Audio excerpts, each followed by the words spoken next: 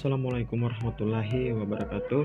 Perkenalkan, nama saya Muhammad Haikal Duyo, kelas A dengan NIM 96411-23012, jurusan Ilmu Ekonomi. Pada video kali ini saya akan menjelaskan pengertian saham, pengertian obligasi, dan apa itu reksadana. Nah, kita masuk ke materi pertama, yaitu tentang pengertian saham. Saham adalah instrumen keuangan yang menunjukkan kepemilikan seorang atau entitas terhadap suatu perusahaan. Dengan memiliki saham, seorang memiliki hak atas sebagian aset dan pendapatan perusahaan. Saham biasanya diperjualbelikan di pasar modal dan menjadi salah satu instrumen investasi yang populer karena potensi keuntungannya. Dan ada juga jenis-jenis saham. Secara umum, saham dibagi menjadi dua jenis. Yang pertama, saham biasa. Saham biasa adalah jenis saham yang paling umum diperdagangkan dalam memiliki karakteristik berikut. Pertama, memberikan hak suara kepada pemegangnya dalam rapat umum pemegang saham atau RUFs. Yang kedua, berhak menerima dividen, tetapi jumlah tidak tetap dan bergantung pada keputusan perusahaan. Yang ketiga, jika perusahaan bangkrut, pemegang dalam saham bisa akan mendapatkan bagian aset perusahaan setelah semua kewajiban hutang dan saham preferen dilunasi. Yang kedua, saham preferen.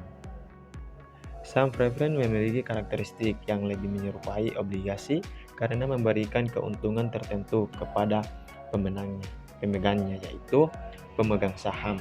Preferen mendapatkan prioritas lebih dulu dalam pembagian dividen sebelum memegang saham biasa. Dividen saham preferen biasanya tetap lebih stabil dibandingkan saham biasa. Jika perusahaan bangkrut, pemegang saham preferen dapat prioritas dalam pembagian aset sebelum pemegang saham biasa. Ada juga faktor yang mempengaruhi harga saham. Harga saham bisa naik atau turun karena berbagai faktor, antara lain: yang pertama, kinerja perusahaan. Nah, pendapatan dan strategi bisnis yang sukses dapat meningkatkan harga saham. Kondisi ekonomi, inflasi suku bunga dan pertumbuhan ekonomi dapat mempengaruhi pasar saham. Dan sentimen pasar. Berita kebijakan pemerintah dan tren industri dapat mempengaruhi kepercayaan investor. Dan ada juga faktor global. Krisis ekonomi, perang dagang, atau kebijakan moneter di negara besar dapat berdampak pada harga saham. Kita masuk ke risiko dalam investasi saham. Meskipun saham menawarkan potensi keuntungan yang besar, ada beberapa risiko yang perlu diperhatikan. Yang pertama, risiko pasar. Harga saham bisa turun karena faktor eksternal seperti resesi ekonomi. Dan risiko likuiditas. Saham dengan volume perdagangan rendah sulit dijual dengan harga yang diinginkan. Risiko perusahaan. Jika perusahaan mengalami kebangkrutan atau kinerja buruk, harga saham bisa anjlok. Dan risiko politik. Kebijakan pemerintah atau peraturan baru dapat mempengaruhi kinerja saham. Dan ada juga strategi investasi saham.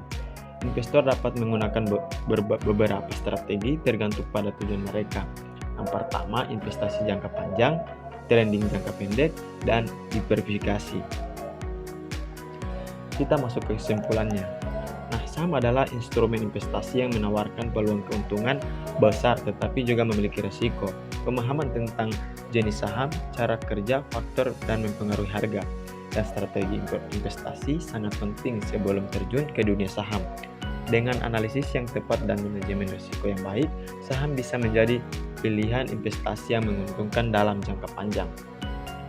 Selanjutnya kita masuk ke pengertian obligasi. Nah, obligasi adalah surat utang yang diterbitkan oleh pemerintah, perusahaan, atau lembaga lain untuk mendapatkan dana dari investor.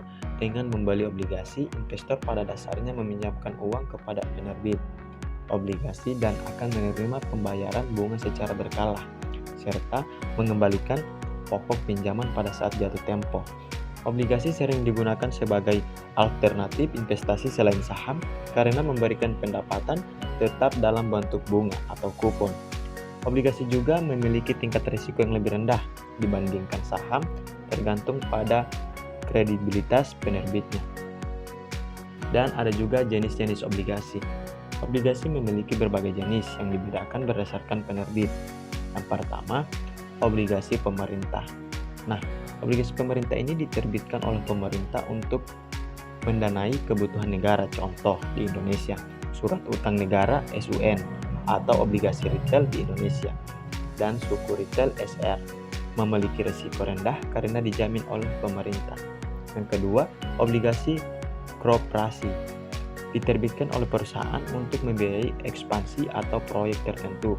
Biasanya menawarkan bunga lebih tinggi daripada obligasi pemerintah, tetapi risikonya lebih besar. Yang ketiga, obligasi daerah.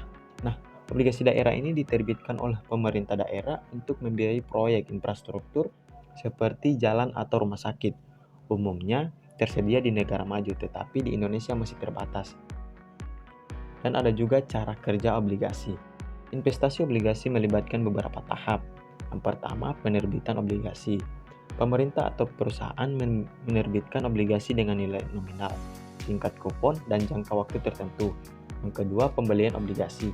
Investor membeli obligasi melalui pasar perdana atau pasar sekunder. Yang ketiga, pembayaran kupon. Pembayaran kupon ini penerbit obligasi membayar bunga atau kupon secara berkala kepada investor. Dan yang terakhir, pengembalian pokok. Pada saat jatuh tempo, penerbit pembayaran kembali nilai nominal obligasi kepada investor. Dan ada juga keuntungan keuntungan investasi obligasi. Nah, berinvestasi dalam obligasi menawarkan beberapa keuntungan. Yang pertama, pendapatan tetap. Kupon memberikan arus kas reguler atau investor dan risiko lebih rendah dibandingkan saham. Obligasi lebih stabil dan cenderung memiliki volatilitas lebih rendah. Dan diversifikasi portofolio, menambahkan obligasi ke dalam portofolio investasi dapat mengurangi risiko keseluruhan. Dan ada juga keamanan lebih tinggi. Obligasi pemerintah memiliki risiko rendah karena dijamin oleh negara. Kita masuk ke risiko dalam investasi obligasi. Nah, meskipun lebih aman dibandingkan saham, obligasi tetap memiliki risiko. Yang pertama yaitu risiko suku bunga. Jika suku bunga naik, harga obligasi turun di pasar sekunder, dan investor yang ingin menjual sebelum jatuh tempo bisa mengalami kerugian. Yang kedua, risiko kredit atau gagal bayar. Jika penerbit obligasi mengalami kesulitan keuangan, pembayaran kupon dan pokok bisa tertunda atau gagal. Yang ketiga, risiko inflasi. Jika inflasi meningkat lebih tinggi dari tingkat kupon, daya beli investor menurun.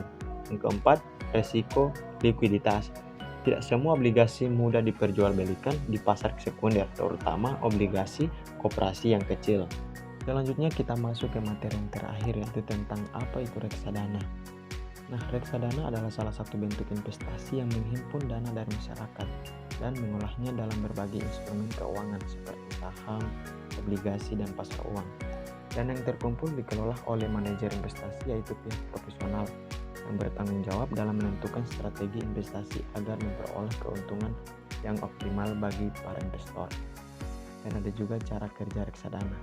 Nah, cara kerja reksadana ini, ketika seseorang berinvestasi dalam reksadana, mereka tidak langsung membeli saham, obligasi, atau instrumen keuangan lainnya, melainkan membeli unit pernyataan reksadana untuk pernyataan yang mencerminkan kepemilikan investor dalam reksadana tersebut. Nilai aset reksadana dikurangi dengan kewajiban ini lalu dibagi dengan jumlah unit yang beredar atau akan naik tergantung pada kinerja investasi yang dilakukan oleh manajer investasi. Dan ada juga keuntungan berinvestasi di reksadana. Ada beberapa keuntungan yang bisa diperoleh ketika berinvestasi dalam reksadana. Yang pertama, diverifikasi risiko. Nah, reksadana menginvestasikan dana dalam berbagai instrumen keuangan. Kedua, dikelola oleh manajer investasi profesional. Salah satu keunggulan utama reksadana adalah adanya manajer investasi yang mengelola dana tersebut.